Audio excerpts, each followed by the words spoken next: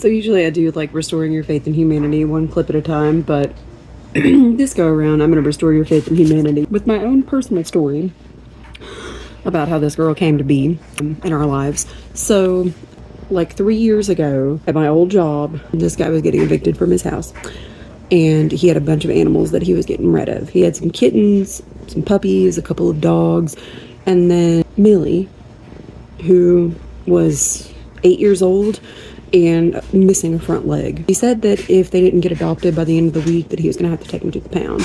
And I just knew an elderly disabled cat was not going to do well in the pound. People like to get kittens and stuff from the pound. They don't want an elderly amputee cat, right? So we go to pick her up, and when we get to the house, there are so many animals there. I'm talking like 5 dogs. There was at least 4 or 5 cats, turtles, fish, birds. I mean, it was ridiculous. And every single animal that had a fur coat in there had a cone around its neck. Because the flea infestation was so bad that they had all bitten and scratched themselves right down to the skin. So he goes over into the corner and picks up what I thought was like a gray folded up pair of pajama pants or something. He said, "This is Amelia." Now keep in mind, the picture that he sent me, she looked pretty much like this. But when we got her, this is what she actually looked like.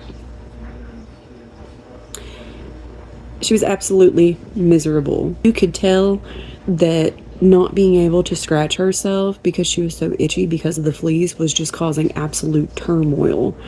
So we get her home, me and my significant other, we get her home, and first thing we do is we give her a bath. And when we give her the bath, we take the collar off, and the collar had been on so long that it was embedded into her skin. And so it was nothing but blood, dirt, and fleas getting rinsed down that bathtub. So we didn't think she was going to make it through the night. We thought that she was going to die pretty quickly because she was in such terrible shape. You just don't even understand what kind of shape she was in. So I took her to the vet the next day, and I walked in with her, and everyone was like looking at me, and I'm like, I just got her last night. I didn't do this to her. Like, I'm here to help fix her. $300 later, and I was able to take her home. So she was still trying to bite her skin pretty terribly, but I didn't want to put that plastic cone on her again. So I got an inflatable cone. Super soft, super comfortable, and she actually really loved it. She used it as like a little pillow for the longest time. And it took months for her hair to grow back. Literal months, because she was so sickly.